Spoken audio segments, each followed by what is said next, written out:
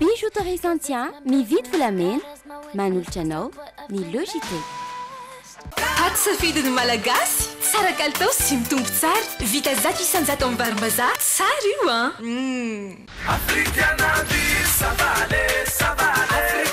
Africana avec modération sur le JT. Anti-tache tsara be no ampiasaiko manazava ny endriko sady manala tasy. Tsara be manolotra ho anao. Tendance Meuble, la qualité à petit prix, vous propose des meubles sur commande. Tendance Meuble, la qualité à petit prix, Valérie Wambandi, Villa Prado Antanimena. Sardine Annie, tsara tsiro, mora ampiasaina ary mora vidy. Ankafiziny sardine Annie miaraka amin'ny Logité. Tena manadio be mihitsy. Manarany Logité miaraka amin'ny extra propre. Extra propre, tompiny fahadiovagna. Pour tous vos projets de construction ou de rénovation, Socavitre, fabricant, poseur et spécialiste de pliage de tôle et bien d'autres. Tiara, ny tsirony voankazo manolotra anao ny Logité.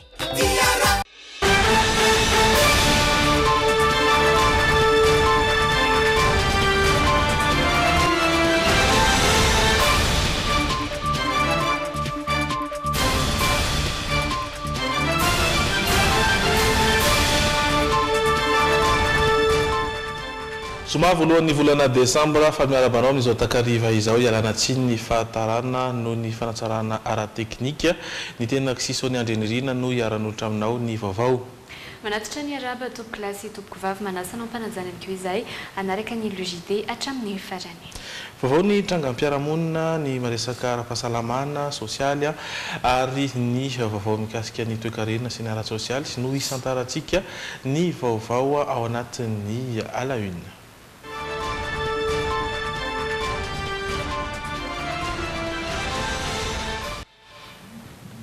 Vaovao ara-toe-karena.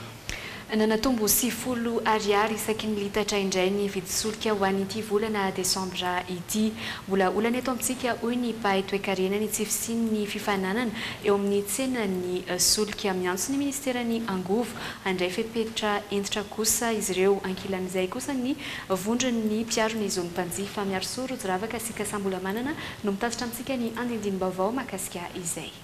Lasa 60 ariary ny litatry ny gazole raha toka 100 ariary izany iray volana lasa zay. Lasa 77 ariary kosa ny lasantsy raha 77 ariary teo aloha ary 202 ariary ny soltany lasa 70 ariary nanomboka ny aliny 3 novambra. Izany hoe nanatombo 70 ariary isaky ny litatra indray ny lasantsy amin'ity volana Desambra ity. Ho an'ny mpahay toe-karena mbola olana ny tsy fisiny fifaninana eo amin'izay tsena ny solika eto Madagasikara izay. Lokabe zany reo karazana monopole zany reo. Marina izany fa hoe kompania zany izy efatra. Antena marina izany tokony isy zany fifaninana zany eo amin'izareo. Nefa tsika zao jersika zao amin'ny eny amintsena dia mitovy daholo ny vidin'ny lasantsy. Zay zany midika zany fa tsisy fifaninana zany eo. Tsy mivoana amin'izay ihany koa ny fanambarana nataon'ny vondron'ny mpiarony zony mpanjifa izay miandratra fiakaran'ny fahefa-mividy manoloana ny fisodrotan'ny bidin'ny solika. Mitaka ministerany Angovo ny ampidinana ny vidin'ny solika ato anatin'ny vola 20 ora amin'ny fanerena ireo mpandraraha samihafa misehatra izany. Voalaza ho manodidina ny 50 hatramin'ny $50 ny vidin'ny solika eo amin'ny tsena iraisam-pirenena tamin'ny fiandohan'ny taona 2012, $480 teo kosa izany ny volana Novambra. Fahadia ny famerenana Madagasikara aloha tena amin'ny famokarabary amin'ny sosokevitra mpahay toe-karena amin'ny malona fikaran'izay vidim-bary amin'izao fotoana izao izay. Manoloana izay fizangany vidim-bary izay tokoa dia misy amin'ireo toeram-pisakafoana no misafidy ny anena ny fatram-bary varoloarana ho an'ny mpanjifa no izay fiakarana izay nanao fanadihadiana makasika izay androany miaro soro ravaka sika sa mbola manana. Raha ary farafakely ny mihinam-bary eto nanatombo avroeny izany hatramin'ny akarany vidim-bary. Tsy niova kosa fa mijana ho 700 ariary ihany ny fanampim-bary saingy ny fatra no miena. Ny fanampim-bary aloha zay zao mbola tsy manova fa miena kely. Ny prix zany mbola tsy nanova fa miena kely noho ny teo aloha. Ny fatram-bary na fanampiny na plat. Hatramin'ny akarany vidim-bary mahatsapa ny mpivarotra fa niena ny fatra ny vary vidin'ny mpanjifa. raha zatra mividy raigony zao ohatra dia lasa ny hena empolo kapoaka sisy izany. Mihena be mihitsy na vary lafinetara dia mihena be. Araky ny lalàna mifeny teti-bola 820 tombanana 2,7 ny fiakarany arikarena eo amin'ny sehatry ny fambolena. Sosikevitry ny pahay toe-karena araka izany ny anaovana ezaka amerenana ny Madagasikara aleo tena amin'ny famokaram-bary. Fa eo amin'ny fifandraisan'ny Madagasikara amin'ny any ivelany indray.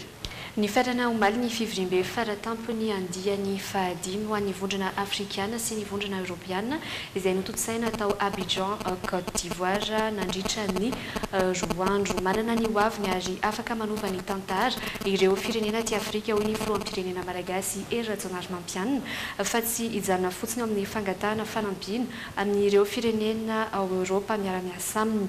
Ny fanandrifitra teo tamin'ny lohahevitry ny fivoriam-be fahadimy ireo paikady sy tetikasa andalam-pampiarana eto Madagasikara amin'izao fotoana izao araka ity fitim-baovao izay hoentiny Rindra Tahiry. Filoham-panjakana ambony sy delegasiona maromaro no tafaresaka mivantana tamin'ny filoham-pirenena malagasy Hery Rajaonarimampianina nandritra ny fihaonana an-tampony nataon'ny vondrona afrikana sy ny vondrona europeana tany Côte d'Ivoire. Isan'ireo ny filoha ivoiriana Alassane Ouattara izay mpampiatrano ihany koa ity fivoriana ity. Teo ihany koa nefa ny filoham-pirenena ny Comore. Ankoatra izay nihaona tamin'ny filoha senegalais Macky Sall ny filoham-pirenena malagasy. Ratsevina dia nisy ihany koa ny dinika fohy ny fanaovan'ny filoham-pirenena malagasy tamin'ny filoha frantsay Emmanuel Macron. Raha ny fantatra dia ny fantoka bebe kokoa tamin'ny fifandraisan'ny La Frantsa sy Madagasikara izay fifampiresahana fohy nataon'izy ireo izay. Raha ny dinika nandritra ireo fihaona tamin'ny filoham-pirenena sasantsasany dia tsy ho azo lavina intsony ny mety ho isin'ny fiovan'ny tantara manomboka eto. Ho an'ny filoham-pirenena malagasy manokana miainga avy amin'ny firenena tsirairay ny ezaka tao tonga ny kantinanta afrikana isongadina ara-pivoarana sy ara-pampandrosoana afaka taona maromaro. Azahoana nametraka mihitsy zany hoe i Afrika ngea ka tsy Afrika mandady miandry fanampiana fotsiny akory Afrika fa Afrika dia manana ny anjara toerany eo amin'ny fampandrosoana andro tontolo izao. Afrika dia manana ny anjara toerany satria manana reo olona marobe izay ao aminy indrindra ny anjara toerana izay raisin'ny tanora. Eo ihany koa izay fihaonantsika nihaona tamin'ireo filoham-pirenena samihafa, ny filoham-pirenena ny Côte d'Ivoire, filoham-pirenena ny Sénégal, ny filoham-pirenena ny Comore sy ny sisa izay azahoantsika nijery ny fiaraha-miasa amin'ny reny tany samihafa ireny. Ka fotoana ohatran'izao zany dia anararotintsika foana mba hijerena lafin'ny fampandrosoana sy ny fiaraha-miasa eo amin'ireny tany izay ananantsika fifandraisan'ireny. Isan'ireo vaindohan-draharaha tato anatin'ny Repoblika Faefatra ny fanomezana lanja ny tanora ahafahan'izy ireo mandray anjara feno amin'ny fampandrosoana. Mitaratra izany ireo tetikasa maro momba ny fampiroboroboana ny fambolena, ny fizahatany, indrindra fa ny fanabeazana sy ny fampiofanana arak'asa. Ny fanosotra amin'izay raha teo ny lohahevitra nandritra ny fihaonan-tampo ny vondron'ny rotota Afrika sy Eropa nanazava ny filoham-pirenena malagasy. Fa mahomby kokoa ny viana lavitrezaka raha avy any fotony no amahana ny olana misy. Izany. Tsika dia anisany nanotra sosokevitra teo na hatramin'izay moa zany fanotra sosokevitra izay foana koa amin'ny hoe tokony tadiavana vahaolana any amin'ny tany izay iangan'ireo tanora io fa tsy any amin'ilay tany izay andehanany. Satria tokony hanamboarana foto-drafitrasa ary za moa nametraka foana hoe foto-drafitrasa fototra any amin'ny tany izay misy an'ireo tanora eo amin'izay izy mijanona any. Ohatra anankiray fotsiny izao dia ny hoe ao anatin'ny fanofanana izay ataontsika ao anatin'ny hoe format pro dia misy tanora hatrany amin'ny ray alina mahery ho fanitsika ao anatin'ny sehatry ny fambolena mba ho tonga teknisianina anampy izy ireo nefa koa misy amin'ireo ho fanina ho mpandrarà ao anatin'izay sehatra izay. Ao Madagasikara dia fantatsika tsara fa havanana ary manan-talenta manana fahaizana manokana ny tanora malagasy amin'ny fikirakarana ny teknôlôjia vaovao ny fifandraisana ary dia betsaka ny fanofanana atao amin'izany, betsaka ny efa asa atao amin'izany. Fa izay tena zava-dehibe dia ny hoe ny azotsika manome fanofanana arak'asa ho an'ny tanora zay mifandrindra amin'ireo asa zay mety misy sy amin'ireo sehatra asa zay tiatsika apaso. Malary no ny farana ny fiaonana an-tampon'ireo mpitondra fanjakana sy tompon'andraikitra voalohany tamin'ireo firenena mpikambana ao anatin'ny vovirindra afrikanina sy eropeanina. Natratratra ny amin'ny 5 ireo filoham-panjakana nanatrika izany tao Abidjan, renivohitry Côte d'Ivoire. Anaraka vaovaon'ny fahasalamana ny trangam-piarahamonintsika sombiny amin'ireo rahantsika ao anatin'ny actu aorian'ireto dokam-barotra ireto. Ny logité isika ary santatra avy hatrany nanohy avy hatrany moa zany ny fampahalalam-baovao trangam-piarahamonina lozam-pifamoivoizana rososina izay niseho teny Anosipatrana sy teny Akanjomanga. Nitrangana loza mpifamoivoizana mahatsiravina tokoa ny tontolo andron'ny zoma ho an'ny androany satria ankizy lahy kely vao 12 taona monja sy tovovavy iray 12 taona monja no niaran'izany araka ity vaovao izay hoentiny Rodan no Menjanahary sy Dolphe Rakotoniaina amintsika ity. Zazalahy kely tokony 12 taona no tradoza io atoandro io. Avainy amin'ny ray biany andeha hody sakafo ity zazalahy kely ity no tratrizao loza izao raha nambarany akaiky azy. Raha ny fantatra fiara golf manga no nandona azy ity ary tsy nijanona ity farany fa avy hatrany dia nitsoaka.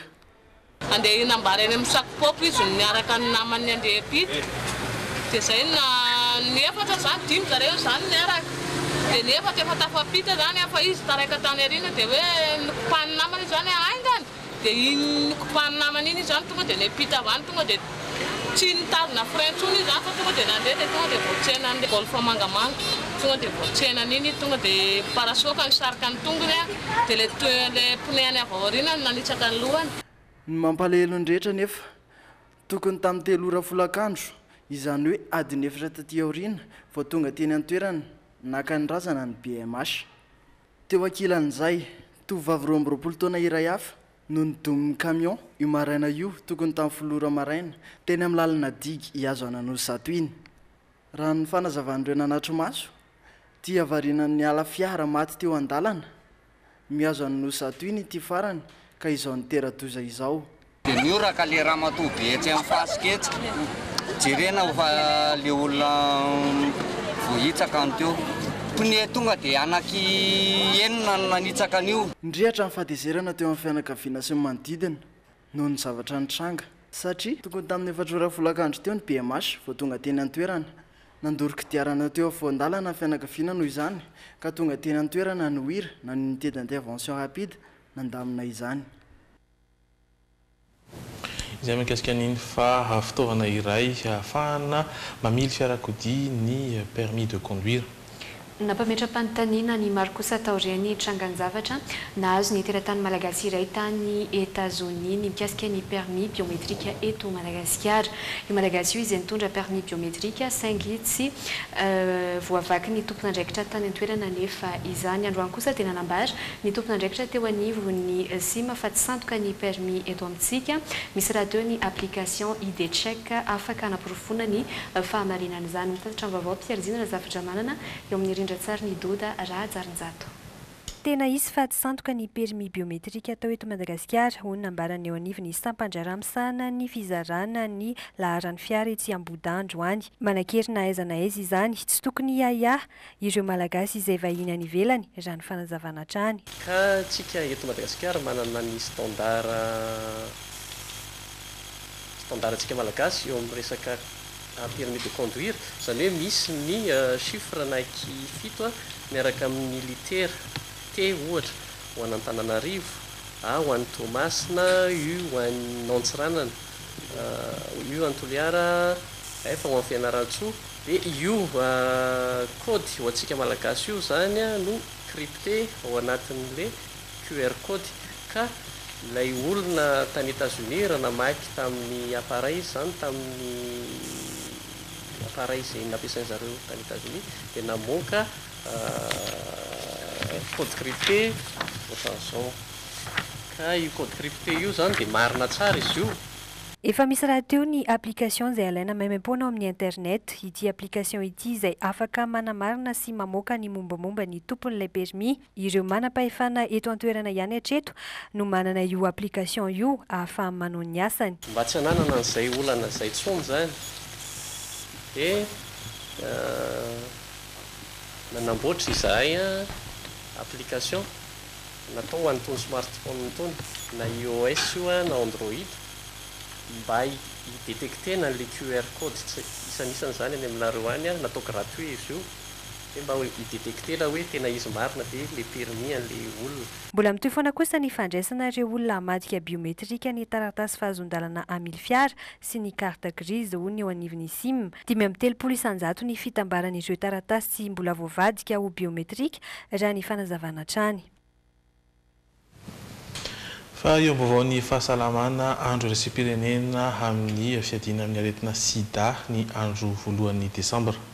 Araka ny antotanisa dia miaina ny salanisan'ireo olona mitondra ny tsimikaretina VIH sida maneran-tany. Mifanohitra amin'izay kosa nefa ny zava-misy eto Madagasikara raha nambara ny mpitsabo iray teo anivon'ny BMH izay tafaresaka tamin'ny Rodin Nomenjanahary sy Ianja Rakotonorainy. Maneran-tany nahitana fiananatra amin'ny 300 ny tahan'ireo olona mitondra ny tsimikaretina VIH sida tamin'ity taona 17 ity raha ampitahina tamin'ny taondasa. Ho an'ny eto Madagasikara kosa nefa fiankaran'ny salanisa no tsikaritry ny mpitsabo. Zavatra tsikaritra aloha tato ato somary midina ny isan'ny olona manao fitiliana ary ny olona mitondra ny tsimikaretina nefa zany dia mitombo. Ny taonany dia manodidina ny eo amin'ny 20 ka hatramin'ny 7-20 taona eo. Raha nambaran'ny tompona ndraikitra hatrany, ny lehilahy no maro tonga manao fitiliana. Raha ity raim-pianakaviana ity izao ny mba hijeriny teo pahasalamana no nanaovan'ny fitiliana. VIH dia aretina azo avy amin'ny firaisana ara-nofo ny na koa amin'ny fifindran'ny raha amin'ny alalan'ny raha zany mampatonga ny VIH mety hifindrana ianaka dia afantatra ny toem-pahasalamako koa. Zay manao fitiliana foana isan'andro zany hoe ao anatin'ny tsy ambaratelo dia tsy misy vola aloha fa maimaimpona dia rehefa tratrany misy tsimikaretina tonga dia tsaboana sady arahana maso. Tombony maro no azo amin'ny fanaovana fitiliana tsimikaretina VIH sida raha nambaran'ny mpitsabo. Mampilamin-tsainy zany, mampitombony ny fitandremana amin'izay atao. Amin'izao fotoana izao dia efa misy ny fanafody na dia tsy manasitrana tanteraka azy dia mampiena ny vokatra tsy ny aretina ity kosa izany. Inona vaovao ihany koa no mitondra antsika amin'ny maresaka avy any ivelany. Tapitra ny fitsidiana nataon'ny filoha frantsay Emmanuel Macron taty Afrika ny bana nandritra ny lateny rehetra ny fanomezana lesona ireo tanora tany amin'ireo tany izay nandehana ho an'ny androany tao amin'ny nosy la Réunion ny filoha Emmanuel Macron vady nankalaza ny andro maneran-tany hiadiana amin'ny sida fanadiadiana.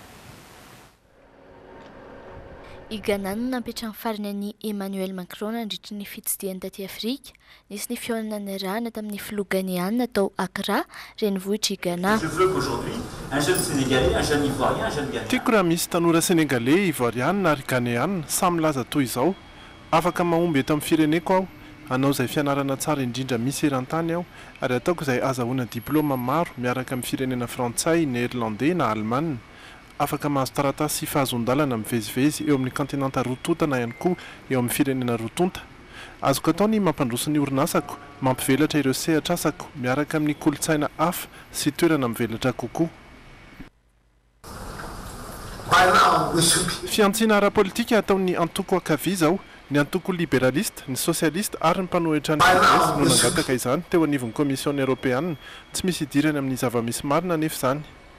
Taorian'ny lateny no tanterahina dia nitsidika toeram-panazarantena iray tao Jamestown ihany koa ny filoha frantsay. Ho an'ny androany kosa dia nankalaza ny andro maneran-tany hiadiana amin'ny sida tao amin'ny nosy la Réunion izy mivady ireto. fa nanapa-kevitra ny ampiato ny fanampiana ny Hongrie kosa ny vondrona Europeana amin'izao fotoana nambara ao anatin'izany fa tsy hiverina ny fanampiana raha toa ka tsy misy ny fitoniana politika ao an-toerana etsy ankilan'izay sokajiny mpitondra ao an-toerana ho fiansinady anefa izany ary fanelezana vaovao tsy marina izay tsy misy ifandraisany amin'ny fiainan'ny mponina i Hongrie izay efa manana olana amin'ny mpifindra-monina efa ho herintaona izao. Tezitra mafy i Hongrie amin'ny fanapahan-kevitra ny raisin'ny vondrona Europeana nisy ny fandefasana taratasy tany amin'izy ireo ary mivoatra eto anatin'ny lahatsoratra ny fangatana fampiatona ny fanampiana ny Budapest. Nambara ao anatin'izany fa tsy hiverina ny fanampiana raha tsy tafaverina ny filaminana ao an-toerana sy ny fahamarina toerana ara-politika. Fantatra nefa fa minisitra ny vola Alemanina teo aloha sy komisera Europeana miisa 3 no nanao fangatahana. C'est une attaque politique de la gauche. Tsy marina raha firenena toangana empolo taona teoriana nahazo fahaleovan-tena no mbola hiatona ny resaka fahasalamana sy fanabeazana no ny alahelon'ny zava-misy amin'ny firenena sy noho ny hatsaram-pony mpamatsy vola tokony hitady izay azohantsika amin'izay isika amin'izao fotoana izao. Marina fa vola mitetina 5.3 miliara euro no nanampin'ny vondrona Europeana ny Hongrie tamin'ny taona 2012. Heverina ho anton'izany kosa ny ady amin'ny Budapest sy Bruxelles momba ireo mpifindra-monina. Hiverina eto Madagasikara indray isika satria anaraka ireto fanadihadiana manaraka ireto. Anisan'izany ny tsara fantatra mahakasika ny marathon international de Tana izay hoentina amintsika ao anatin'ny fanadihadiana dokavaratra eo ihany koa ny tolotra izay omeny ny Luminel amin'izao akatoky ny fety izao. Ndao raha tsika rehetra ny ary. Tonga amin'ny andihan'ny fafito ambin'ny folo ny marathon international de Tana. Azakazaka izay ahitana mpandrinjara maro avy eto an-toerana sy any ivelany fa indrindra nomena ny narana manokana ity marathon ity hoe courir contre le sida. L'événement donc débutera demain matin, samedi 2 décembre, avec l'inauguration du village marathon, des animations, récupération des sacs d'ossard. Et le dimanche 3 décembre, donc jour des courses, jour des 4 parcours, le 42-195 km à 7 heures, le 10 km pour les foulées écolo et le handi run, ainsi que le 1 km 5 pour le marathon. Misy karazany maro mihetsika tao amin'ity azakazaka ity, manomboka eo Analakely izany. Kam vierne eo Analakely ihany. Lalan'le marathon miainga eo Analakely miainga eo Analakely mandalo Anosy Mamasina miodina makany amin'ny Digan-Dotapenaka mivoaka any amin'ny Digan-Nosy-Patrana Ankadimbahoaka miakatra Mahazo Arivo midina Ambandi Rasalama mahazo any Akorandrandray Marimasay dia miakatra any Analamahintsy midina Alarby mivoaka aty Kazomanga 67 hectares Senam dia miverina Anosy Analakely dia eo amin'ny Analakely eo amin'ny hôtel de ville ihany arrivé. Nandray antanana ny fanohanana ny hetsika moa ny groupe CRBC. L'année dernière, nous avions déjà sponsorisé le marathon de Tana et nous avons souhaité le sponsoriser une seconde fois cette année pour marquer notre soutien à la cause notamment environnementale. Ny asabotsy amin'ny siviro manomboka ny hetsika ary tsy farana izany raha tsy ny alahady ariva vita azakazaka nanararoatra ny andro maitso natokan'ny ministera ny tontolo iainana izy ireo tontolo andro izay tsy ampiasana fiara io andro 3 desambra io.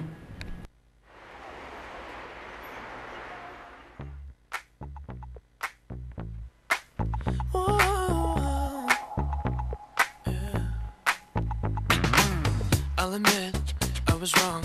What else can I say, girl? Can't you play my head and not my heart? Tonfana isa-taona dia tonga indray ny journée L'Oréal izay rahantsika amin'ny centre de beauté Luminel. Miavaka kely izy tamin'ity taona ity satria dia lasa 2 andro izao lasa week-end L'Oréal no tanterahantsika ny 1er sy ny 2 décembre. Araka ny fana isa-taona moa dia misy foana ny tolotra omena amin'ny mpanjifa izay nanana safidy anankitelo ny mpanjifa tamin'ity indray nitoraka ity dia eo ny remise 30% na ihany koa hoe raha olona roa no miaraka dia 2000 tarifa ny olona faharoa.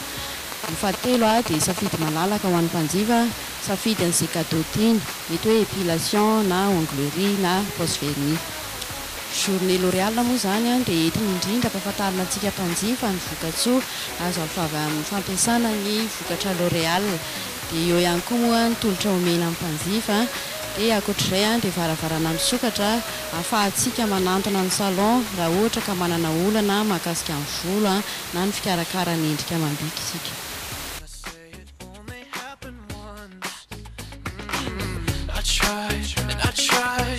you'll never see that. You're the only one I wanna love. Dia manentana antsika rehetra ho tonga satria indray mandeha isa-taona ihany ny journée L'Oréal dia ny équipe-ny Luminel de beauté moa zany dia faly mandray antsika rehetra ho tonga eto amin'ny centre de beauté Luminel Bioririka na ihany koa amin'ny Avant Center box 302 3e étage.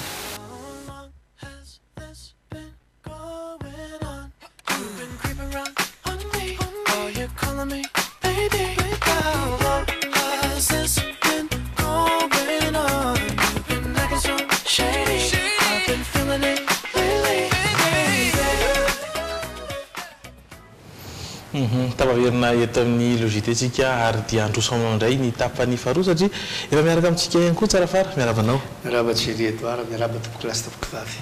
Anaraka ny mitenteny fontsika.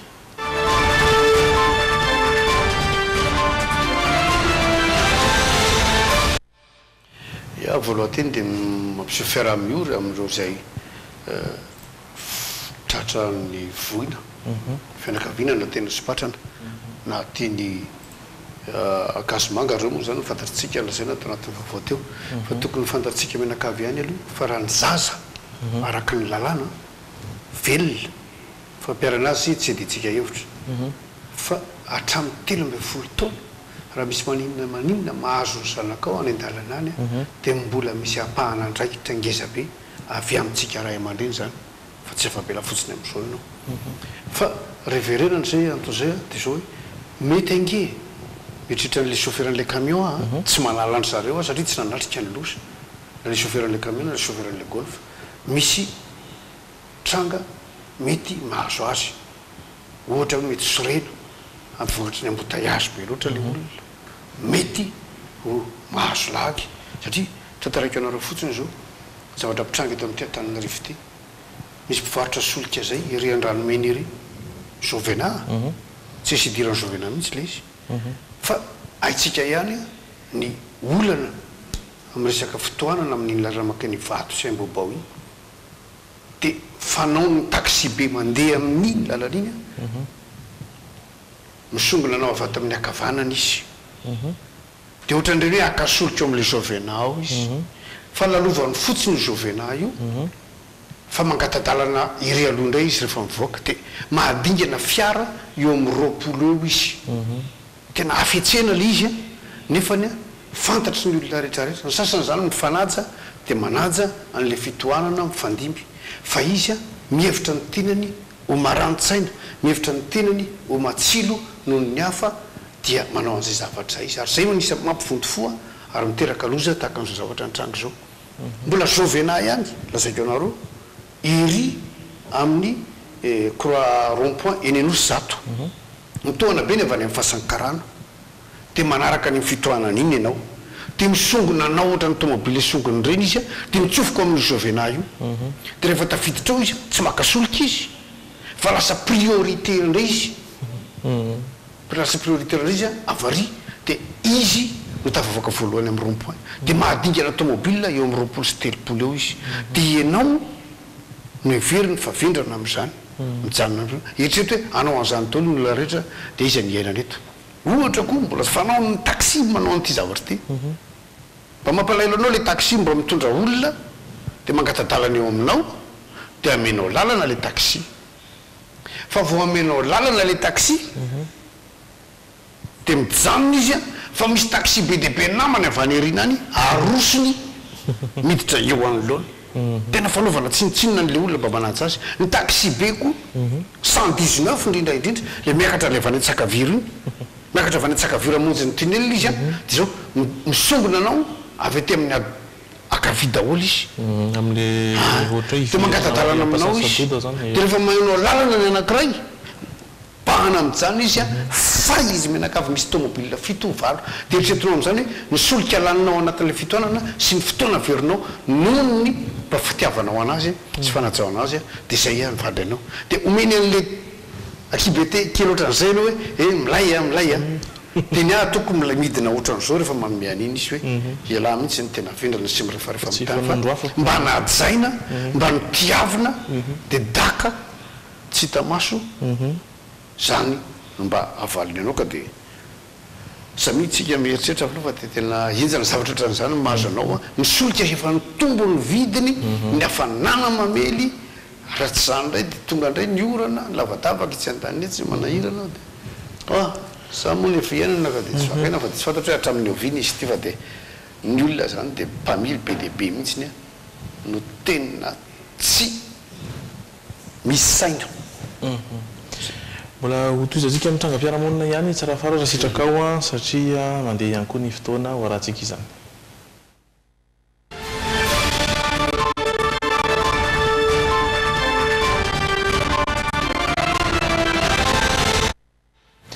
Ady Andalabe navoa fianakaviana iray tamin'ny volana oktobra no taterina aminao ny famaly ny fampikastanana tamin'ny andian'olona ary naratra mafy vokatra izany ny mpianaka iray nametraka fitoriana ireo niaramboina manoloana izany tsy fafana miasa mandritry ny 9 andro na ilay hoe itetehana 66 jours no vokatra izany.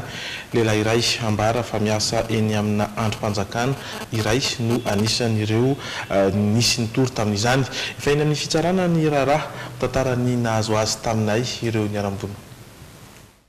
Mbola marefy ny toe-pasalaman'ny Patrick raim-pianakaviana niara-ny vono sy ratra ninina tamin'ny 7 ny volana oktobra lasa teo.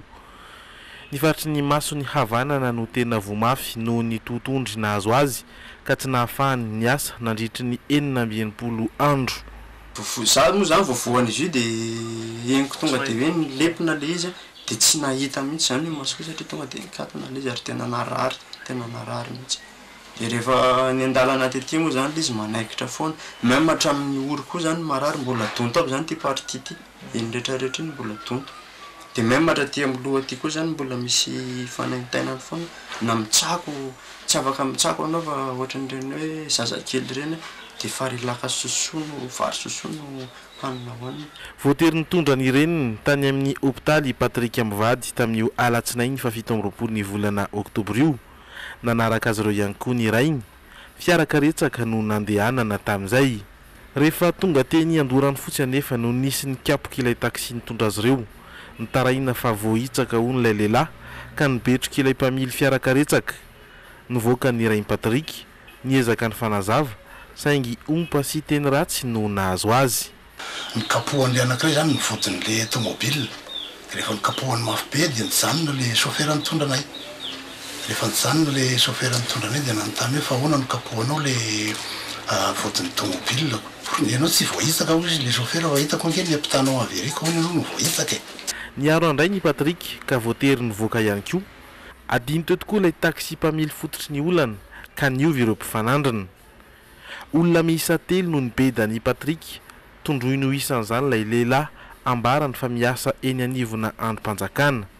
Fa izy ty ho ary reo zany tsara natao tena maly zany le zanako hoe bandy eo amin'ny tanàna reo izy.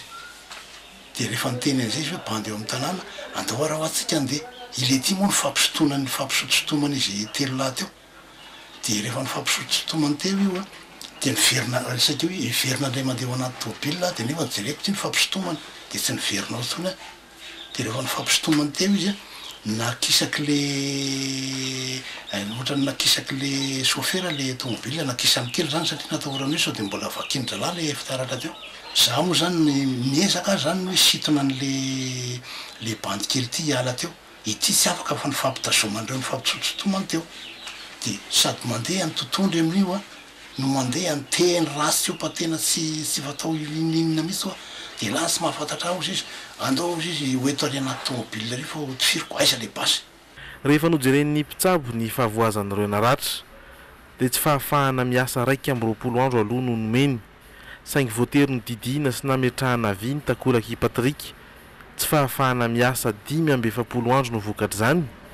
Totaly 9 andro ny tsy fahafahana miasa vokatra ity ady ity nametraka fitoriana ireo niaramboina. Me tsy afaka mihitsy afaka amitsika manoka koa moa zany de ohatra tsy afaka manoka mihitsy satria vao mihetsika fotsiny zany ty partie ty de marary daholo zany iny rehetrarehetra le vy ao anatiny ao io zany no tsy maintsy nasiana vy io zavatra napetaka ao zany le vy io de io vy io zany ny filazan'ny dokotera azy après 1 an zany hoe amin'ny herintaona ohatran'izao zany io vy io a tsy maintsy mbola verenana operena ndray mandeha le ora le zalahy io anatsoana n'le vy tao dia rehefa vita zay opération zay a dia nanao ny constatation rehetrarehetra ny dokotera zay mpandidy sy ny zay nitsabo azy tao a dia namoaka itete certificat médical anankiray fanoloana zay a 45 jours zay ny incapacité de travail temporaire ny le zalahy io zany hoe 21 plus 45 jours. Ny alatsinainy teo no niakatra fampanoavana ny raharaha ary ny alarobia teo no nitsaraina tao amin'ny efitrano voalohan'ny tribonaly Anosy. Nametraka fitoriana ihany koa le lehilahy tamin'ny nambarany fa fahavoazana nahazo azy. Olona salama tsara nefa no niatrika ny mpitsarany tao Anosy ny alarobia teo. Fitoriana roa sosona no eny amin'ny tribonaly mikasika ity raharaha ity. Ho amin'ny faha 12 ny volana Desambra izao no nanemorana azy. Tsara hoe mba fahaizana ny olona tahaka anazy satria tsy voalohany ny trangam-piarahamonina nataony ary misy olona teo anilanay tao koa zany a efa mahana plainte de réserve amin'ny olona mihitsy a vokatry ny firiariany eny amin'ny fiarahamonina zany a malaza izy ety amin'ny fiatana mangaiavoloha misy anay ety manateny zay hoe olon-kendra ny fitsarana azo ny olona tahaka ny olona io. Mbola manohy ny asany andavanandro hatrany le lehilahy amin'izao fotoana satria nahazo fahafahana vonjomaika. Tsy aivina nefa fa nametraka fitoriana noho ny vonitsiratra nenina tahaka izao ny filohan'ny syndicat-ny mpitsara malagasy ankehitriny rehefa nitaraina fa voatotondrony ny ministra ny fifandraisan-davitra teo anivon'ny tetezamita teo aloha Yarzaka Raingson. Fampidirana amponja vonjomaika mandra-piandro ny fitoam-pitsarana ary heritaona tranomaizina sazy miatra ny fahanapa-kevitra tamin'izany. Hitoy ve ny jurisprudence miandro ny toy ny raharaha ireo mpanara-baovao. Afatra kely aloha ho atsika rehetrarehetra manao bokiboky ny manao ara-maro sosiny karazany mihitsy fahadio ary lazao ny taranaka faramandio fa ny fampikasy tanana tompoko dia tonga dia mampigadra fampikasikasy tanana raha misy tsy fifakazahoana ny vava atao be dia be ary na ny vava aza mbola azo ferana ihany koa ary tsy maintsy ferana satria raha vao mivadika ihany koa amin'le fanalana baraka i masom-bahoaka mbola eloka koa zany ary mety mbola mpikadra ihany koa ka dia raha fezina dia zao hoe aloha tsy miady mihitsy fa aloha mifankaty. Iany ary zao sika dia anaraka vaovao ny fanatanjahantena tahaka ny efa fanaraka isan'andro ihany koa dia ny fizotry ny fivoarany dia ny Lemur Trophy zany.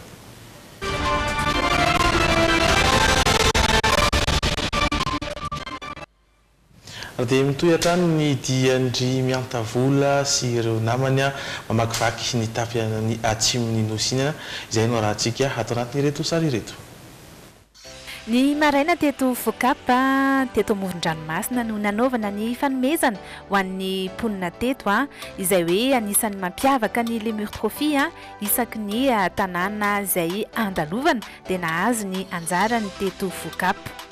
Niaraka tamin'ny lehibehan'ny Fokotany fa alefa koa ny ankizy na ny lehibe ihany koa ary nahazo fahatsiarovana kely. Jabo meu right. Fantasu rate. Meu bara. Aí na. Enaro mina ke. Tamin'ny valora sasany no rosin-drainy ho an'ny Berenty. Raha ny adingana teo aloha dia somary tsotsotra diaka izany fa sarosarotra ity anio ity ary lavidavitra ihany koa.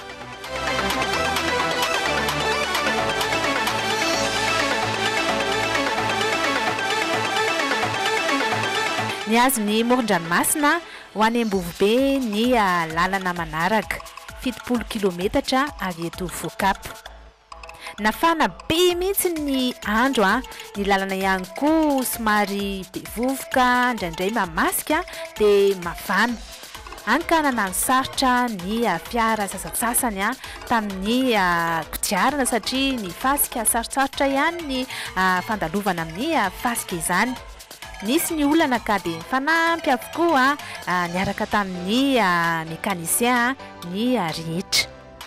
raha any Ambovombe ny lalana dia tsy maintsy novaina ny lalana satria nisy tsy dia tomombana tsara ny fiara dia raikitra fa hiazo any Tsiombe izay tanàna akaikaiky kokoa sady efa kelikely ihany koa ny solika ho an'ny fiara rehetra. Mazava ho azy fa nitombo ny halavirana eo amin'ny lalana teo amin'ny 100 kilometatra teo.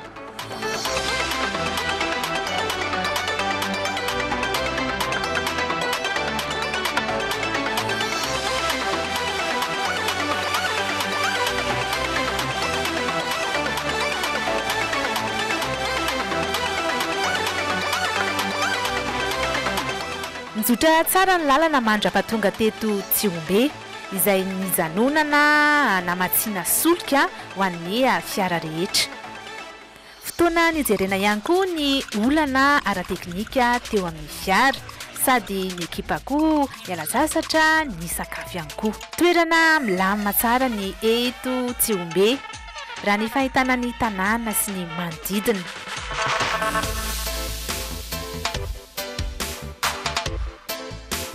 Rehefa nilamina tsara ny olana ara-teknika ao an'ny fiara, avy niala etaeta sy niala sasatra ny mpifaninana dia raikitra ny 13 kilometatra miala eto Tsiombe misy ny tanàn'Ambovombe. Nifanaraka ary tsy nifanary ny fiara rehetra ary tsy nihoatra ny 15 kilometatra isan'ora ny hafainganam-pandeha izay anisan'ny hoe tsy dia mbola mahazatra ho an'ireto fiara ireto. Alina vao tonga teto amin'ny valan-javaboary ny Berenty ny rehetra. Toerana anankiray aty anaty alaala aty no misy ny fandraisam-bahiny domaine ny Berenty dia anisan'ny réserve naturelle privée izay misy lémurienne ragidro enina ny karazany. Tokony mba mifandimby amin'ny manaraka mba makaina indray miantavola dia olona hafa indray mandeha. Mahafinaritra loatra?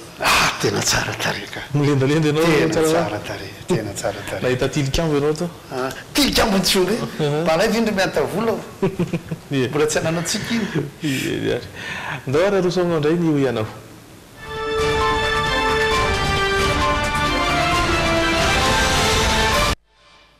Isaky ny voalohany volana Desambra tahaka izao kosa no ankalazana ny andro maneran-tany adina amin'ny sida. Mifandray amin'izay indrindra ny ho ianao satria dia nentana teny amin'ireo olona ary nanontaniana azy ireo araka izany ny sary famantarana n'izay fiadiana amin'ny sida izay raha etrika izany. No fahafantaranao an'io sary io zao?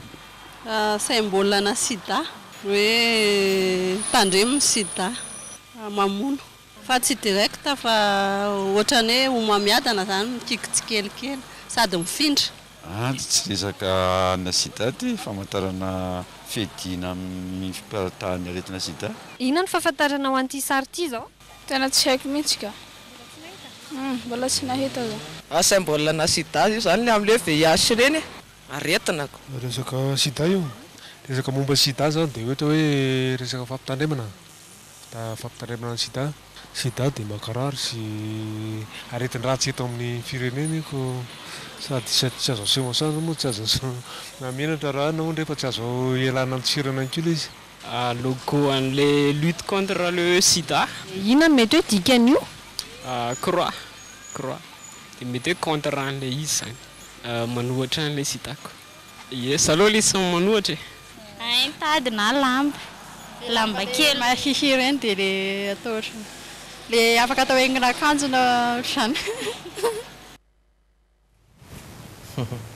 Navarina fotsiny tamin'ny vaovao teo nisy hoe raim-pianakaviana mandeha manao fitiliana dia ohatrany misy anankiray teo tsy fantatro teo ny teny hoe za dia manao mijery isan'andro sa le dokotera ve no mijery isan'andro sa le olona mihitsy no mijery olona dokotera satria tsy afaka hita isan'andro koa mantsy izaretika zay.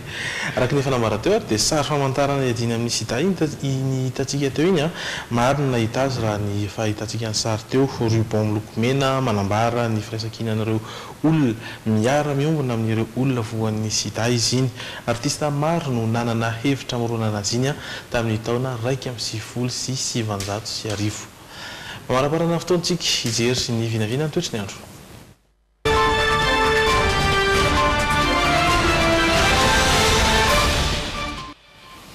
Ny mety toetrandro ny tontolo ny sabotsy ho avy izao aloha dia oram-baratra trany sy tahaka ny andro antsy miova araky ny fampilazany ny sampana mamantatra ny toetry ny andro ny amin'ny ity an'andro ity moa izany dia ny oram-baratra no vinavinaina amin'ireo akabeazan'ny faritra eto ampovoan-tany sy amin'iny ilany atsinanany nosiny ihany koa mahazo an'iny andrefan'iny ihany koa mamakivaky amin'izany hoe raha jerena tsara fara dia mitsivalana mihitsy zany ilay izy satria hatrany Mahajanga mandalo eto Antananarivo Antsirabe Fianaratsoa Toliara dia mamakivaky amin'iny ary Tomasina ihany koa dia tsy alana izay oram-baratra izay vovinavina izay any Antsiranana no mety ifandimby ny rahona sy ny masoandro tsy alan'ny maripana ambony dia ambony avokoa izany satria dia hahatratra 2.30 degré ny mercure amin'io fotoan'io ny masoandro dia posaka amin'ny 4 mahery 7:30 minitra ary lentika amin'ny 9 ora mahery 4:30 minitra.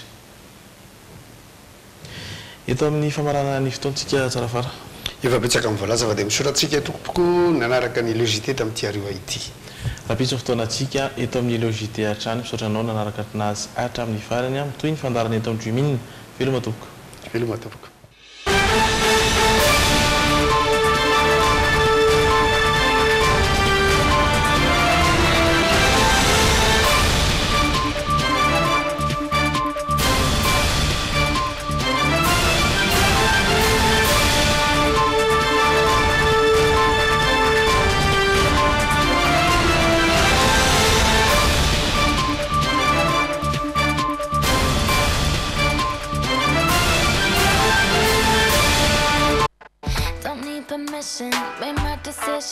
Bijouterie Santia, mividy volamena, manolotra anao ny Logité.